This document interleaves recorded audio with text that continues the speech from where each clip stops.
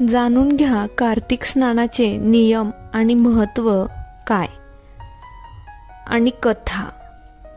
कार्तिक स्नान पद्धत आणि महत्त्व. भगवान श्री विष्णूंचा आवडता महिना कार्तिक. स्नानारंभ कोजागिरी पौर्णिमेपासून सुरू झाले आहे. या दिवसात लोक पवित्र नद्यांमध्ये स्नान करतात. असे म्हटले जाते की असे केल्याने मनुष्याचे सर्व संकट दूर होतात आणि त्याची सर्व पापे देखील धुवून जातात आणि भगवान श्री विष्णू आणि माता लक्ष्मीची विशेष कृपेचा वर्षाव होतो.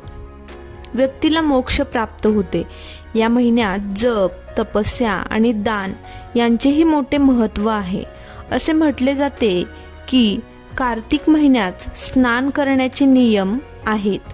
त्याबद्दल सविस्तर जाणून घेऊया. पवित्र नद्यांमध्ये स्नान करा. सत्ययुगानंतर कोणत्या महिन्याचे नाव आले आहे तर ते कार्तिक महिन्याचे आहे. असे मानले जाते की या महिन्याच्या पौर्णिमेच्या दिवशी देवही पृथ्वीवर येतात. या महिन्यात पवित्र नद्यांमध्ये स्नान केले जाते. त्यामुळे या काळात काशी, प्रयागराज या तीर्थक्षेत्रांवर भाविकांची मोठी गर्दी दिसून येते.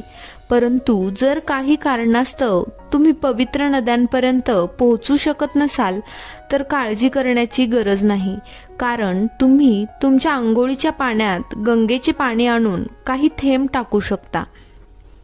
सूर्योदयापूर्वी स्नान करणे म्हणजेच ब्रह्ममुहूर्तावर घरी अंघोळ केल्यानंतर तुळशी महात्म्य वाचतात. सकाळ संध्याकाळ घरातील मंदिरात तुळशीजवळ तूप तेलाचा दिवा लावून कार्तिक महिन्याची कथा ऐकावी.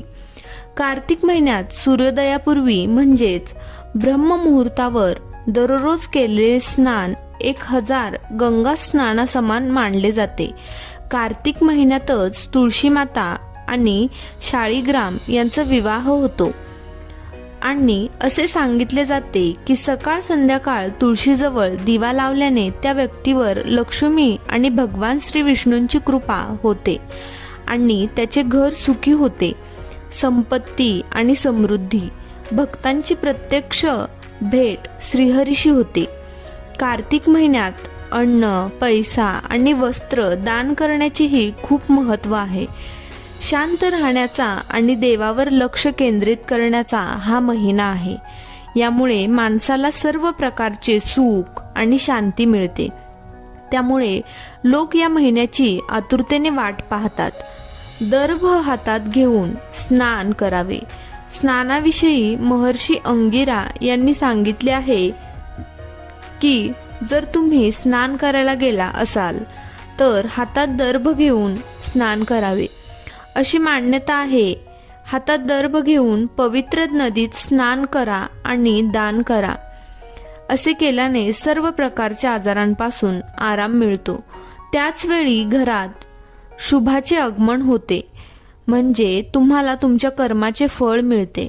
तसेच जर तुम्ही दान करत असाल तर आधी तुमच्या हाताने पाणी दान करावे, नंतर दुसऱ्या कोणत्याही वस्तू दान कराव्यात.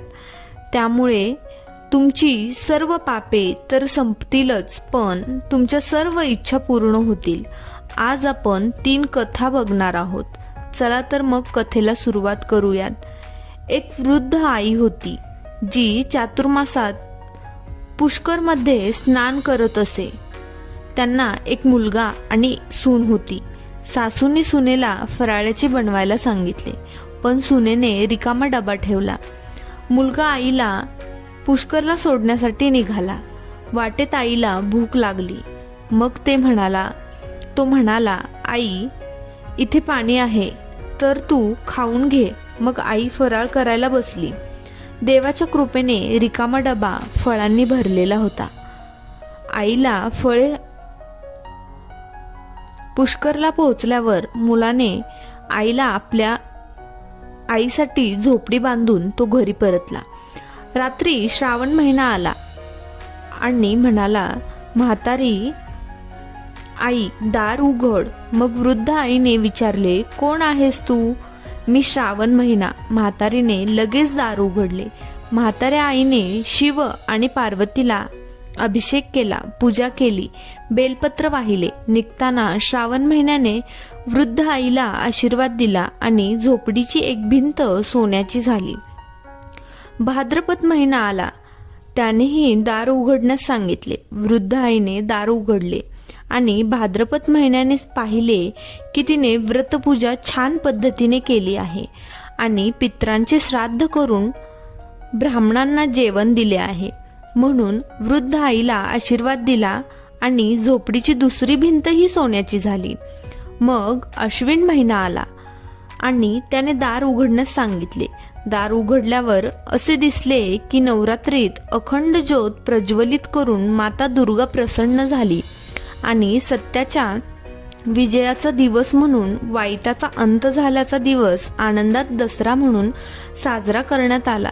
निघताना अश्विन महिना आनंदी झाला आणि तिसरी भिंतही मौल्यवान रत्नांनी बनली गेली आणि वृद्ध आईला सदैव आनंदी राहण्याचा आशीर्वाद दिला.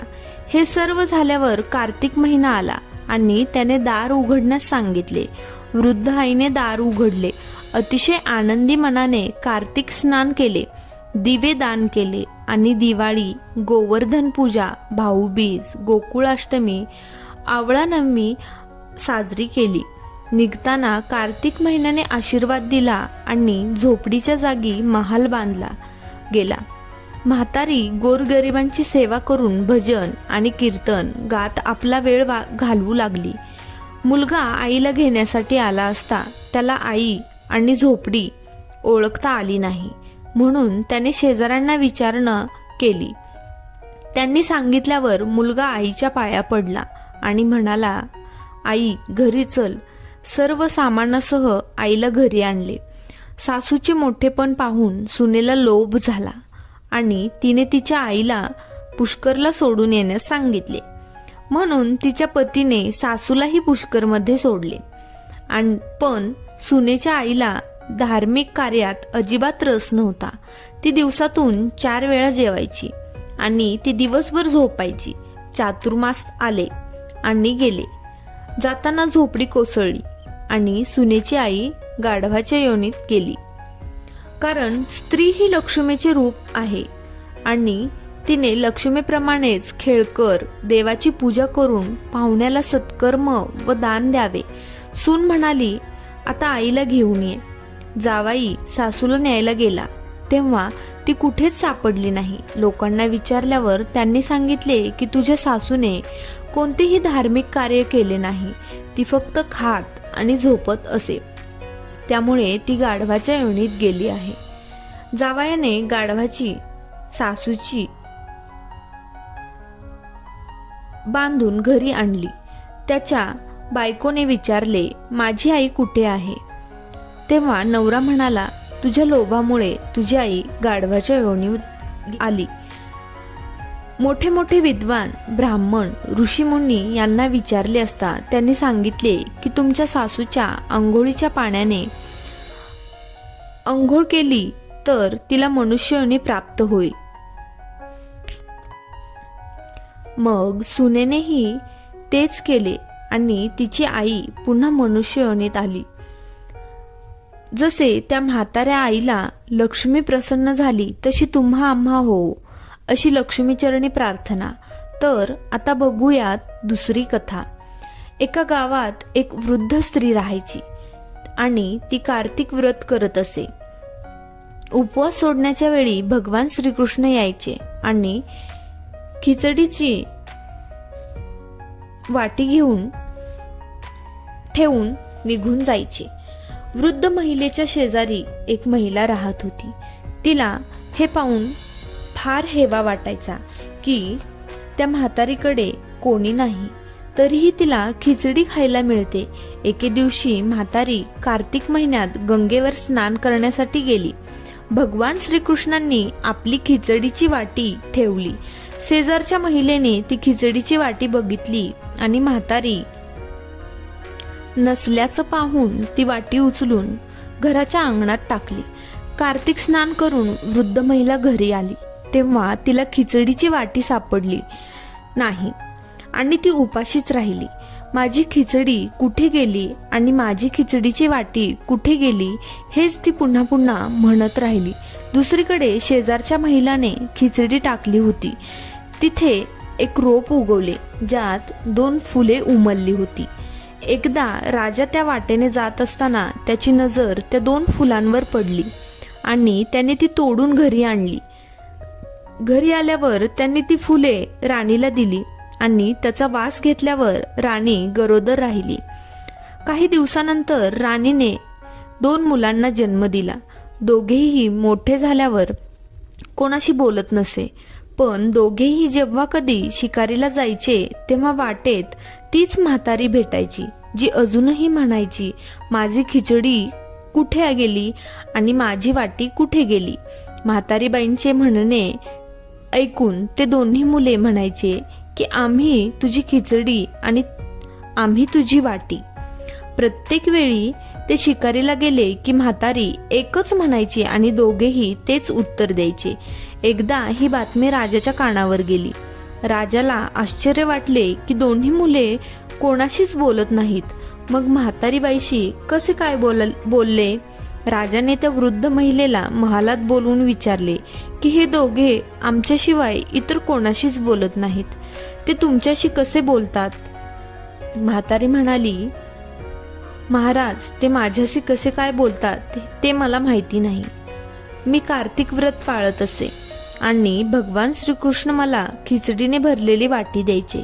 एके दिवशी अंघोळ करून परत आले तेव्हा मला ती खिचडी सापडली नाही. मी म्हणू लागले की माझी खिचडी कुठे गेली आणि माझी वाटी कुठे गेली. तेव्हा या 2 मुलांनी सांगितले की तुमच्या शेजारच्या महिलाने तुमच्या खिचडीची वाटी फेकून दिली. त्यातून एक झाड आले आणि त्या झाडाला 2 फुलं लागली. राजाने ते फूल तोडले आणि राणीला त्याचा वास घेतला आणि 2 मुले झाली. देवाने आम्हाला तुमच्यासाठीच पाठवले आहे आणि त्या म्हातारीला कार्तिक स्नानाचे फळ मिळाले. आता बघूया तिसरी कथा. एका गावात एक ब्राह्मण आणि त्याची बायको राहत होते. ते रोज 7 कोस दूर जाऊन यमुना नदीत स्नान करायचे. एवढ्या लांबचा प्रवास करून बायकोला कंटाळा यायचा. तेव्हा बायको म्हणायची की आपल्याला मुलगा झाला असता तर बरे झाले असते. माझ्या मुलाची सून आली तर घरी आल्यावर आयते जेवायला मिळाले असते आणि सुनेने घरची कामे केली असती. बायकोची म्हणणे ऐकून ब्राह्मण म्हणाला की तू बरोबर बोललीस, मी तुझ्यासाठी सून घेऊन येईल. ब्राह्मणाने एका गाठोड्यात पीठ घालून त्यात काही हिरे ठेवण्यास सांगितले. बायकोने सांगितल्याप्रमाणे गाठोडे बांधून ब्राह्मणाला दिले आणि गाठोडे घेऊन तो निघाला. ब्राह्मण काही अंतरावर गेला असता त्याला यमुनेच्या काठावर अतिशय सुंदर मुली दिसल्या. वाळूत घर बांधून त्या खेळत होत्या. त्यातील एक मुलगी म्हणाली की माझे घर तोडणार नाही, मला राहायला हे घर पाहिजे. मुलीचे म्हणणे ऐकून ब्राह्मण मनात विचार करू लागला की हीच मुलगी आपली सून म्हणून योग्य ठरेल. मुलगी निघू लागली तेव्हा ब्राह्मणही तिच्या मागे तिच्या घरी गेला. तिथे जाऊन ब्राह्मण म्हणाला, मुली, सध्या कार्तिक महिना चालू आहे, त्यामुळे मी कोणाच्या घरी अन्न खात नाही. मी पीठ आणले आहे, तू तुझ्या आईला विचारशील की ती पीठ चाळून माझ्यासाठी 4 रोट्या बनवेल का? तिने माझे पीठ चाळून रोटी केली तरच मी रोटी खाईन. मुलीने जाऊन सर्व काही आईला सांगितले. आई म्हणाली, ठीक आहे, जाऊन बाबांना पीठ द्यायला सांग आणि मी रोटी बनवते. तिने पीठ चाळायला सुरुवात केली तेव्हा पिठात हिरे दिसले. त्या पिठात इतके हिरे आहेत, त्याच्या घरी किती पैसा असेल असा प्रश्न तिला पडला. ब्राह्मण जेवायला बसला तेव्हा मुलीची आई म्हणाली, बाबा, तुम्ही तुमच्या मुलाचे लग्न लावणार आहात का? तेव्हा ब्राह्मण म्हणाला की माझा मुलगा काशीला शिकायला गेला आहे, पण तुमची इच्छा असेल तर मी साखरेच्या वाट्याशी लग्न करून तुमच्या मुलीला घेऊन जाईल. मुलीची आई म्हणाली, ठीक आहे. बाबा आणि साखरेच्या वाट्याशी लग्न करून तिला ब्राह्मणासोबत पाठवले. ब्राह्मण घरी आला आणि म्हणाला, रामाची आई, दार उघड आणि बघ, मी तुझ्यासाठी सून आणली आहे. बायको म्हणाली, जग टोमणे मारायचे, आता तुम्हीही टोमणे मारायला लागलात. आम्हाला 7 जन्म मुलगा मुलगी नसेल तर सून येणार कुठून? ब्राह्मण म्हणाला, दार उघड आणि बघ. बायकोने दार उघडले तेव्हा तिला समोर आपली सून उभी असलेली दिसली. तिने आपल्या सुनेचे स्वागत केले आणि तिला आदराने आत नेले. आता जेव्हा ब्राह्मण आणि त्याची पत्नी अंघोळीला जायचे तेव्हा सून घरातील सर्व कामे करायची आणि जेवण बनवायची. ती त्यांचे कपडे धुवायची आणि रात्री पाय दाबायची. असाच बराच काळ निघून गेला. ब्राह्मणाने तिच्या सुनेला सांगितले की चुलीची आग कधीही विझू देऊ नकोस आणि भांड्यातले पाणी संपू देऊ नकोस. एके दिवशी चुलीची आग विझली तेव्हा सून तिच्या शेजाऱ्याकडे धावत गेली आणि म्हणाली की माझ्या चुलीची आग विझली आहे आणि मला थोडी आग हवी आहे. माझे सासू सासरे पहाटे 4 वाजल्यापासून उठून यमुनेत अंघोळीसाठी गेले आहेत. ते थकून भागून कधीही परत येतील, म्हणून मला त्यांच्यासाठी अन्न शिजवायचे आहे. तेव्हा शेजारीण म्हणाली, तू वेडी आहेस, हे दोघे मिळून तुला वेड लावत आहेत. त्यांना मुलगा नाही. सून म्हणाली, नाही असे बोलू नकोस, त्यांचा मुलगा बनारस काशीला शिकायला गेला आहे. तेव्हा शेजारणीने सांगितले की ते तुला खोटे बोलून घेऊन आले असून त्यांना मुलगा नाही. आता सून शेजाऱ्यांच्या बोलण्यात गुंतली आणि म्हणाली, आता तुम्हीच सांगा मी काय करू. शेजारीण म्हणाली, सासू आणि सासरे आले की जळलेल्या रोट्या बनव आणि मीठ नसलेली डाळ, डाळीतला चमचा खिरीत घाल आणि खीरला चमचा डाळीत घाल. शेजाऱ्यांकडून शिकून घेतलेले सगळे धडे डोक्यात ठेवून ती घरी आली. सासू सासरे घरी आल्यावर तिने ना त्यांना मान दिला ना कपडे धुतले. तिने सासू आणि सासऱ्यांना जेवायला दिले. तेव्हा सासूने विचारले, सुनबाई, आज ह्या रोट्या का जळाल्या आहेत आणि डाळही वेगळीच लागत आहे. तेव्हा सुनेने उलट उत्तर दिले की जर तुम्ही 1 दिवस असे अन्न खाल्ले तर तुम्हाला काहीही होणार नाही. सासू सासरे यांना उलटून बोलल्यानंतर ती पुन्हा शेजाऱ्यांकडे गेली आणि पुढे काय करायचे अशी विचारणा केली. शेजारीण म्हणाली, आता तू 7ही खोल्यांच्या चाव्या माग. दुसऱ्या दिवशी सासू सासरे अंघोळीला निघाले तेव्हा सुनेने 7ही खोल्यांच्या चाव्या हव्यात असा आग्रह धरला. तेव्हा सासरे बायकोला म्हणाले, चावी द्या, आज नाही तर उद्या द्यावीच लागेल. त्यानंतर सासूने सुनेला चाव्या दिल्या. सासू आणि सासरे गेल्यावर सुनेने दार उघडले तेव्हा तिला दिसले की काही धान्याने भरलेले होते, काही पैशाने तर काही खोल्यात भांडी भरलेली होती. जेव्हा तिने वरची 7वी खोली उघडली तेव्हा तिला दिसले की शंकर, पार्वती माता, गणेश, लक्ष्मी माता, कार्तिके, श्रीकृष्ण, तुळस, गंगा, यमुना आणि 33 कोटी देवी देवता उपस्थित होती. तिथे एक मुलगा चंदनाच्या पाटावर बसून जपमाळ घेऊन जप करत होता. हे सर्व पाहून तिने त्या मुलाला विचारले की तू कोण आहेस. तेव्हा तो मुलगा म्हणाला, मी तुझा नवरा आहे. आता दार बंद कर आणि माझे आई वडील आल्यावर दार उघड. हे सर्व पाहून सून खूप आनंदी झाली आणि स्वतः छान तयार होऊन चांगले कपडे घालून ती आपल्या सासू सासऱ्यांची वाट पाहू लागली आणि सासू सासरे यांच्यासाठी तिने चांगले पदार्थ बनवले. सासू आणि सासरे घरी आले तेव्हा तिने त्यांना मान देऊन प्रेमाने जेवू घातले आणि पाय दाबायला सुरुवात केली. पाय दाबत असताना सून म्हणाली, आई, तुम्ही स्नान करायला इतक्या लांब का जाता? गंगा यमुनेत स्नान करण्यासाठी जाऊन तुम्ही थकून जातात, मग तुम्ही घरीच स्नान का करत नाही? हे ऐकून सासूबाई म्हणू लागल्या की सुनबाई, गंगा यमुना घरात वाहत नाही. मग ती म्हणाली की हो आई, त्या इथेच वाहतात, मी तुम्हाला दाखवते. सुनेने 7वी खोली उघडून दाखवली तेव्हा शंकर, पार्वती, गणेश, लक्ष्मी माता, कार्तिकेय, श्रीकृष्ण, तुळस, गंगा, यमुना वाहत आहेत आणि 33 कोटी देवी देवता उपस्थित आहेत. त्याच पाटावर बसलेला एक मुलगा जपमाळ घेऊन जप करत आहे. आई म्हणाली, बेटा तू कोण आहेस? मुलगा म्हणाला, आई मी तुमचा मुलगा आहे. तेव्हा ब्राह्मणाने विचारले, तुम्ही कुठून आला आहात?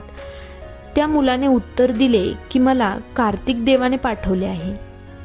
आई म्हणाली, बेटा तू माझा मुलगा आहेस, हे जग कसं मान्य करेल? मग आईने काही विद्वान पंडितांची मदत मागितली. पंडितांनी सांगितले की सून आणि मुलगा या बाजूला उभे राहावे आणि आईने दुसऱ्या बाजूला उभे राहावे. आईने चामड्याचे कपडे घातलेली असावे आणि तिच्या छातीतून दुधाची धार निघाली असेल. मुलाची दाढी आणि मिशा ओल्या आहेत आणि त्या दोघांचे एकत्र गाठ बांधली गेली आहे. तेव्हा असे मानले जाते की हा त्या आईचाच मुलगा आहे. तिने तेच केले. चामड्याचा ब्लाऊज फाटला आणि तिच्या स्तनातून दुधाचा प्रवाह वाहू लागला आणि मुलाची दाढी आणि मिशा ओल्या झाल्या. सून आणि मुलगा यांच्यातील बंध एक बंधनात बांधल्या गेल्या. हे सर्व पाहून ब्राह्मण आणि त्याच्या बायकोला आनंदाला पारावर उरला नाही आणि ते चौघेही आनंदाने राहू लागले. आजची कथा आवडली असेल तर माझ्या चॅनलला जरूर सबस्क्राईब करा, लाईक करा, शेअर करा. धन्यवाद.